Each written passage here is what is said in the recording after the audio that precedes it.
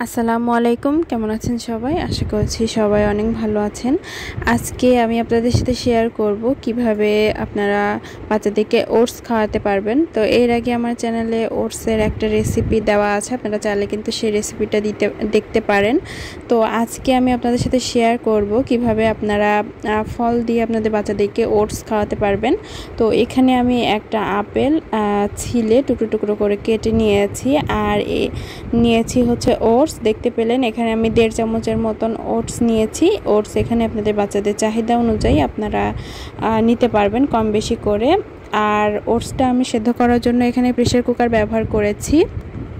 আপনারা চাইলে কিন্তু পাতিলেও সেদ্ধ করে নিতে পারেন। আমি প্রেসার কুকারে দিয়েছি যাতে করে সময়টা কম লাগে। আর এখানে দেখতে পেলেন আমি পানিটা কিন্তু খুব কম পরিমাণেও দিইনি, আবার বেশি পরিমাণেও দিইনি। এখানে হচ্ছে ওটস যেহেতু একটু পানি শুষে নেয়, সেই কারণে পানিটা আমি পরিমাণ মতোই দিয়ে দিয়েছি।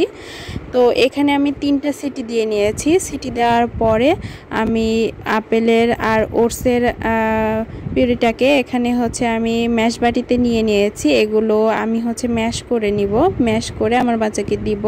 আমার বাচ্চা যেহেতু 8 মাস বয়স, আস্ত খাবার খেতে পারে না, তো সেই কারণে আমি এখানে আপেল আর ওটসের মিশ্রণটাকে এখানে ম্যাশ করে নিব।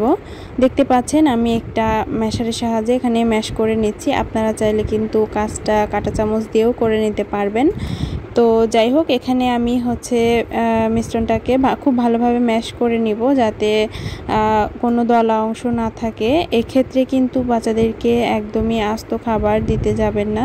বাচ্চারা যেহেতু এখনও লিকুইড খাবার খেয়ে অভ্যস্ত, তো সেই ক্ষেত্রে এখানে একটু খাবারগুলো পাতলা করে পাতলা ঘনত্বের খাবারই দেওয়ার চেষ্টা করবেন বাচ্চাদেরকে। আমার চ্যানেলে কিন্তু ওটসের আরেকটা রেসিপি রয়েছে, কিভাবে আপনারা ফর্মুলা মিল্ক দিয়ে বাচ্চাদেরকে ওটস খাওয়াতে পারবেন। চাইলে কিন্তু আপনারা সেই রেসিপিটা দেখে নিতে পারবেন।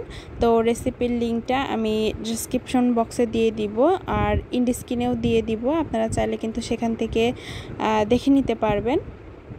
তো যাই হোক, দেখতে পেলেন খুব ভালোভাবে এখানে আমি ম্যাশ করে নিয়েছি খাবারটা। তো এই পর্যায়ে বাচ্চাদেরকে দেওয়ার জন্য রেডি হয়ে গিয়েছে। তো এই পর্যায়ে আপনারা চাইলে কিন্তু এখানে ফর্মুলা মিল্ক বা খেজুরের পিউরি বা কলা মিক্স করে বাচ্চাদেরকে খাওয়াতে পারবেন। তো আপনাদের যেভাবে ইচ্ছা সেভাবে কিন্তু খাওয়াতে পারবেন। আজকে ভিডিওটা এখানে শেষ করছি। ভিডিওটা যদি ভালো লেগে থাকে ভিডিওতে একটা লাইক করতে ভুলবেন না। ভিডিওটা কেমন লাগলো চাইলে আমাকে কমেন্ট করে জানাতে পারেন। আর চ্যানেলটাকে সাবস্ক্রাইব না করলে অবশ্যই আমার চ্যানেলটাকে সাবস্ক্রাইব করবেন। ভালো থাকবেন সবাই। আল্লাহ হাফেজ। আসসালামু আলাইকুম।